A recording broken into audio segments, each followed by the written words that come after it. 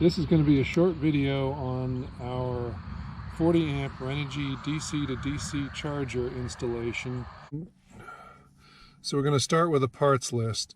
It's a 2017 Ford F350 chassis cab with a flatbed, a 2011 Northern Lite 10-2 truck camper, a Renogy 40 amp DC to DC charger, a 300 amp continuous duty solenoid, one Anderson connector 120 amp with a bulkhead mount, a couple of 60 amp A&L fuses. All the wiring is number 4 AWG cable, and wherever possible that is put into a 3/4 inch split loom for protection.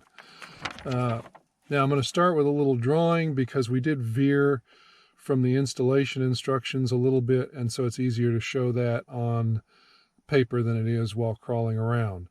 So below this line is the truck and its wiring, and above the line is the camper.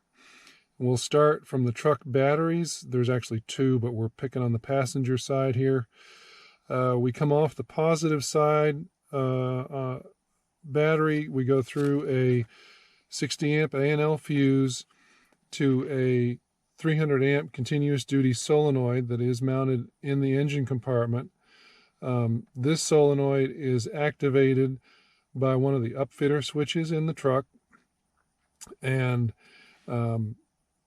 it then provides power to the Anderson connector that is comes up between the cab and the flatbed. The negative side of that Anderson goes to a chassis ground, which is part of the Renogy installation suggestions.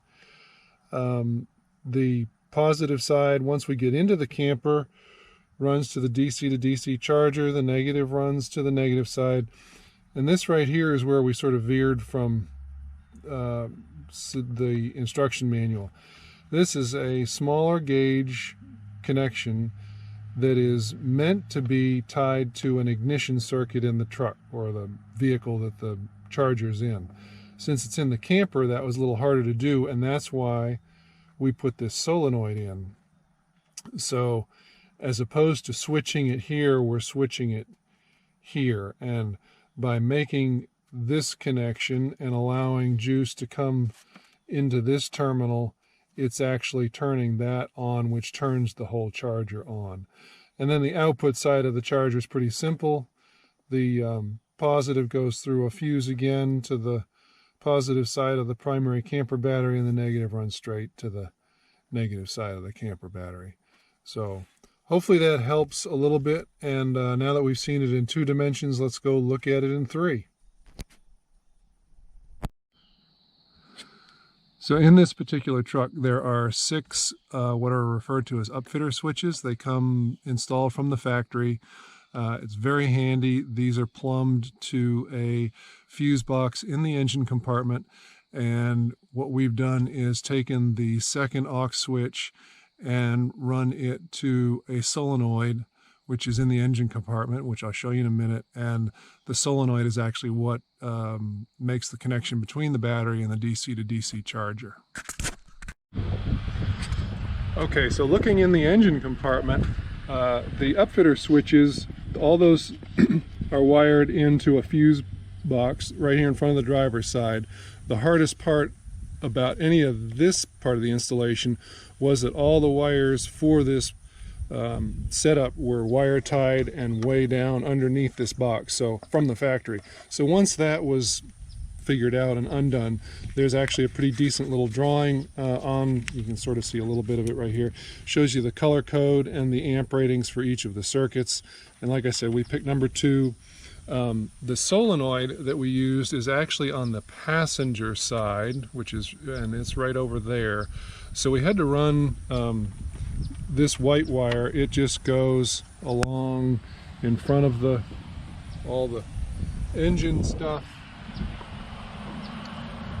and comes over to here is the solenoid.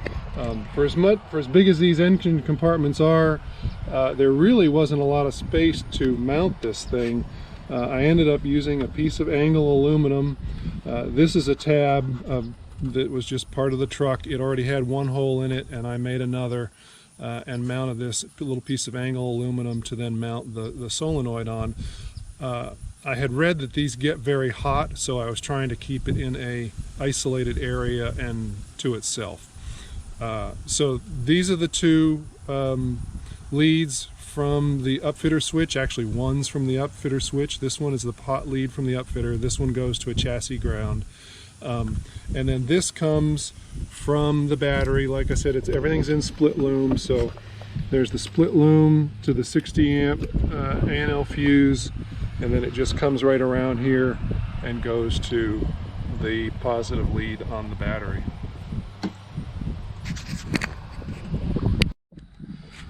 Okay, so looking under the passenger side, that split loom with the positive coming off the solenoid is right here. It runs along, and then here is the negative from the Anderson connector. This is a factory chassis ground, so we just ran the black here and then joined it into the split loom, and then that split loom carries both positive and negative and just runs right along the frame rail, and then goes up behind the cab and over to the driver's side. So here we're looking between the flatbed and the cab, and that split loom just comes up. It's coming up right from the other side and ends right here with an Anderson connector that has a weatherproof cover on it. So when the camper's on, this just turns around and plugs into the camper quite just like that. When we're not using it, this just rides. If I can get the cover on with one hand, this just rides right there and really stays out of the way and doesn't have a problem. So looking at the side of the camper now, here's the factory 7-pin, and then here is the where that Anderson connector plugs in. This is a nice little fitting that came from overseas. A gentleman 3D prints these, and it holds the receiving side of the Anderson connector and has a nice weatherproof cap that goes on it. The Anderson connectors are 125 amp connectors. Okay, so now we're inside the camper, and the inside fitting for that Anderson connector comes through the frame right there. Again, the wire's all wrapped in split loom, and it goes around, and there is the Renogy 40amp DC to DC charger. I had to add one strip of wood behind it in order to mount it inside here, but it's out of the way, quiet, and we haven't had any heat issues that we're aware of yet. The cabling comes out of the top. There is a temperature cable, and so those run just along in this part of the compartment over to the front bulkhead where there is a 60 amp A&L fuse. Then the cabling goes actually into the bulkhead right there, and then if we come down under this step, that's where it comes out. Again, in the split loom, it's got the black, the red, and the temperature, and it comes over here and goes underneath the kitchen cabinets. So that's a little bit of a black hole right there. If you take the top drawer out, you can see behind them there are the two battery boxes, and then I just popped the whole outboard of the existing hole where the cables run and ran the black, red, and temperature sensor into that front battery box. So that's how we wired our Renogy DC to DC converter. Hope you enjoyed it.